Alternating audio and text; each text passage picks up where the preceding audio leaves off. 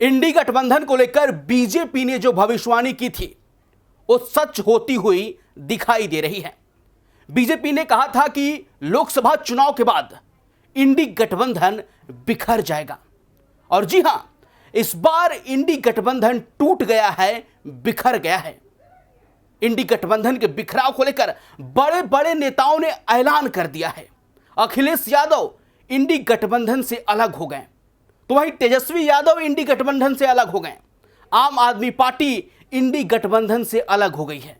मतलब लगातार वाम दल भी इंडी गठबंधन से अलग हो गई है। और अंदर की खबर हम बताएंगे कि इंडी गठबंधन के अलग होने के बाद राहुल कैसे अलग थलग पड़ गए हैं। हमारे साथ अंदर की खबर के लिए हमारे प्रधान संपादक सुनील राउत जी हैं। सर, इंडी गठबंधन टूट गया है, बिखर गया है, सभी साथी छोड़ रहे हैं और बड़े बड़े नेताओं ने तो ऐलान भी कर दिया है।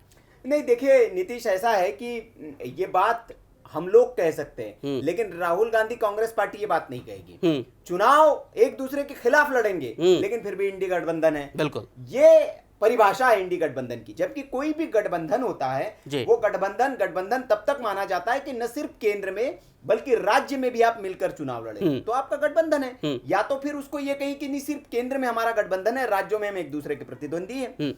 अब हाल फिलहाल के चुनाव में आप देखिए, अखिलेश यादव सबसे बड़े यूपी के दो लड़के, बड़ी पार्टी कांग्रेस के बाद अगर कोई है लोकसभा में तो वो अखिलेश यादव की पार्टी है। तो अखिलेश यादव जो है उन्होंने तो आंखें दिखा दी है, गठबंधन से एक तरह से अलग हो गए वो।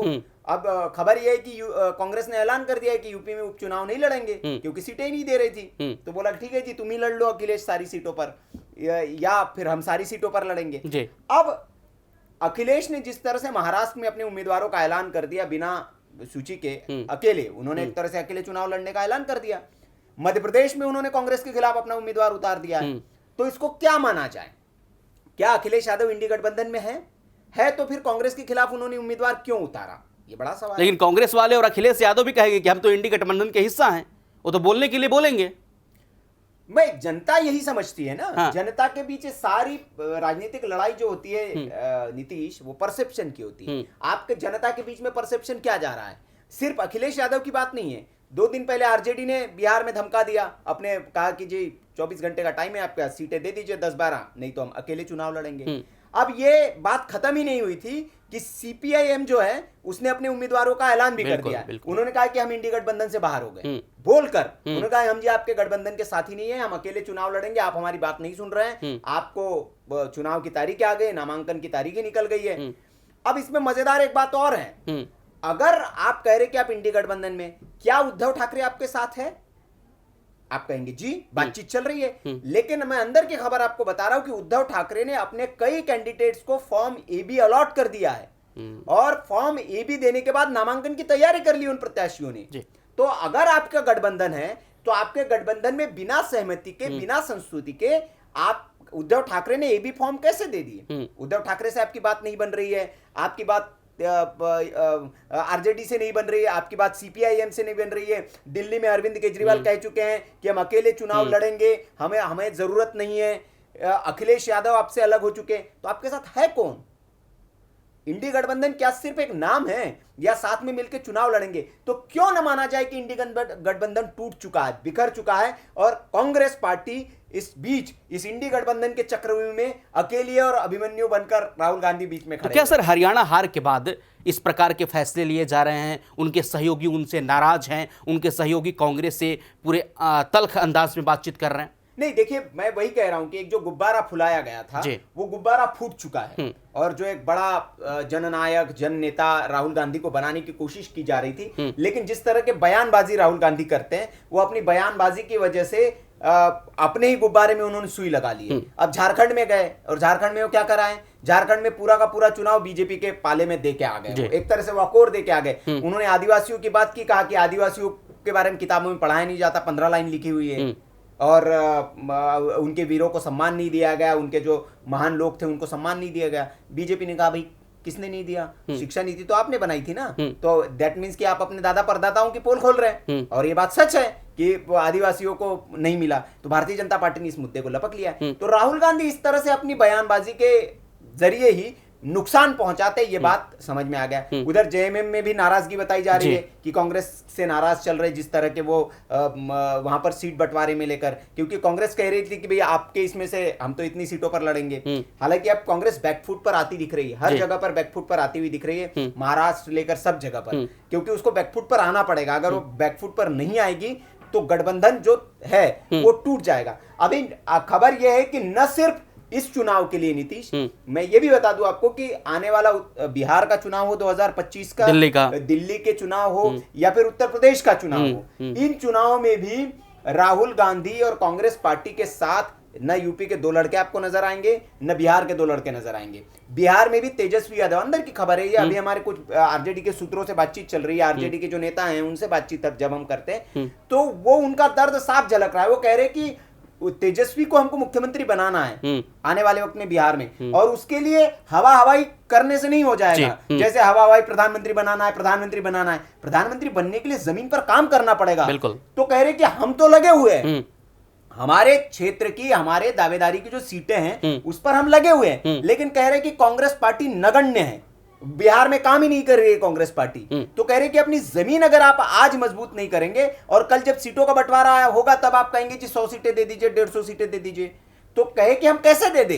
तो ये बिहार के नेताओं के, जो आरजेडी के नेता हैं, उनके सुर है, और अभी से तलखी नजर आ रही है कि भैया ये कांग्रेस पार्टी जो है इनको रखा जाए साथ में या न रखा जाए, क्योंकि इनका तो ग्राउंड पे नेटवर्क ही नहीं है। उत्तर प्रदेश में सर उपचुनाव के बीच एक पोस्टर आज लगाया गया है, उस पोस्टर में लिखा गया है अखिलेश यादव का तस्वीर लगाकर कि 27 का सत्ताधीश। बिल्कुल, मैं क्या कह रहा हूं कि यही उत्तर प्रदेश में भी होने वाला है। अंदर की खबर है, जैसे इस उपचुनाव में अभी आपने देखा उसका ट्रेलर था, पूरी पिक्चर 27 में दिखेगी कि आप कांग्रेस की जमीन ही नहीं है उत्तर प्रदेश में, और आपने अखिलेश के कांधे पे बैठकर सीटें हासिल कर ली। ये अखिलेश यादव भी जानते हैं, कांग्रेस का वोट बैंक है नहीं, कांग्रेस की जमीन है नहीं। तो आप यूपी उपचुनाव में 5 सीटें मांग रहे थे, आपको दी अखिलेश ने 2, कि लड़ना है तो लड़िए, और इस पर भी आप अपना साबित तो करिए दमखम, तब तो आगे की बात की जाए। और अखिलेश जिस तरह से नाराज बताए जा रहे हैं, महाराष्ट्र में जिस तरह से अकेले चुनाव लड़ने की बात कर रहे हैं, एमपी में जिस तरह से उन्होंने उम्मीदवार उतारा है, ये अंदर की खबर मैं आपको बता रहा हूं कि 27 में हो सकता है कि राहुल गांधी को साथ न रखे और अकेले चुनाव मैदान में जाए, बाकी और कोई वो समीकरण देखे, लेकिन राहुल गांधी को साथ नहीं लेंगे। इस बात पर भी मंथन सपा के भीतर भी चल रहा है। आखिर क्या वजह है सर कि जब प्रधानमंत्री का चुनाव आता है या लोकसभा का चुनाव आता है तो सभी विपक्षी दल एक मंच पर हाथ खड़ा करके एकजुटता का संदेश लेकर आते हैं, लेकिन जैसे ही क्षेत्रीय चुनाव विधानसभा के हो या लोकल लेवल का जो भी इलेक्शन आता है, ममता कहती है भैया हम नहीं लड़ेंगे, अखिलेश कहते हैं राहुल जी हम आपके साथ नहीं लड़ेंगे, उधर तेजस्वी जब आंख दिखा रहे हैं तो लगातार अरविंद केजरीवाल बोलते हैं कि हम आपके साथ नहीं लड़ेंगे। तो क्या संदेश देते हैं और क्या इसके मायने समझा जा सकता है? नहीं, देखिए, लोकसभा चुनाव और विधानसभा चुनाव में फर्क है। विधानसभा चुनाव हर जो क्षेत्रीय दल है, लोकसभा चुनाव में क्षेत्रीय दल जानता है कि मेरा उम्मीदवार प्रधानमंत्री नहीं बन सकता, वही समझता है, लेकिन वो जानता है कि अगर किसी केंद्रीय दल, जो बड़ा दल है, उसके कांधे पर मैं सवार हो जाऊंगा तो मेरी जो यहाँ ताकत है उसमें थोड़ा इजाफा हो जाएगा और थोड़ी मोड़ी सीटें हम ज्यादा जीत लेंगे। लेकिन एनडीए अगर केंद्र में लड़ती है सर, लोकसभा में तो साथ लड़ती है, तो वही एनडीए विधानसभा में भी साथ लड़ रही है एनडीए पार्टी। नहीं, लेकिन उसमें जो सीटों का गणित होता है, देखिए भारतीय जनता पार्टी का सीधा आप देखेंगे, भारतीय जनता पार्टी में कांग्रेस में यही फर्क है। महाराष्ट्र में भारतीय जनता पार्टी चुनाव लड़ रही है, कह रही कि जी एकनाथ शिंदे बड़े भाई है, लेकिन सबसे ज्यादा सीटों पर चुनाव वो लड़ रहा है। शिवसेना, एक बड़े भाई शिवसेना है, लेकिन लड़ते थे बीजेपी सबसे ज्यादा सीटों पर। किस राज्य में आप देखें कि Bharatiya Janata party second party है, सबसे ज्यादा सीटों पर बीजेपी लड़ती है, उसके बाद अपने सहयोगियों को सीटें देती है, लेकिन सहयोगियों को पूरा सम्मान देती है। सरकार बनने के बाद उनको या तो डिप्टी सीएम बना देगी या उनके खुद अपने नेता को डिप्टी सीएम बनवा देगी, सीएम एकनाथ शिंदे को बना दिया, और उनके नेताओं को पूरा मंत्री पद देना, उनका ख्याल रखना, एक गठबंधन का धर्म जो होता है उसको पूरा भारतीय जनता पार्टी निभाना जानती है। कांग्रेस के साथ समस्या ये है कि जो क्षेत्रीय दल है, अब क्षेत्रीय दल क्षेत्र में उसकी ताकत मजबूत है, तो वो नहीं चाहेंगे ना कि कांग्रेस पार्टी वहां घुसकर उसके बेस को खत्म कर दे। अगर कांग्रेस पार्टी उत्तर प्रदेश में मजबूत होती है तो नुकसान किसका होगा? तो फिर किस बात का दोस्ती? मैं वही कह रहा हूं, मैं ये सवाल आपसे पूछ रहा हूं और ये जनता सवाल है कि अगर उत्तर प्रदेश में कांग्रेस मजबूत, माफ करिएगा, कांग्रेस मजबूत होती है, नुकसान किसका है? अखिलेश यादव का। वो अखिलेश यादव की जमीन खाएंगे। कांग्रेस अगर मजबूत होती है यूपी में तो अखिलेश की जमीन, बीजेपी की जमीन थोड़ी खाएगी कांग्रेस। बीजेपी का अपना वोट बैंक है, छिटकेगा 2-4%, 5%, जी। ज्यादा जमीन तो अखिलेश की जाएगी ना। जी। बिहार में अगर मजबूत होती है कांग्रेस पार्टी तो किसकी जमीन खाएगी? आरजेडी की जमीन बिल्कुल। खाएगी। जिस राज्य में कांग्रेस जाएगी, क्योंकि ये जो क्षेत्रीय दल बने हैं ये कांग्रेस से टूट के ही बने हैं।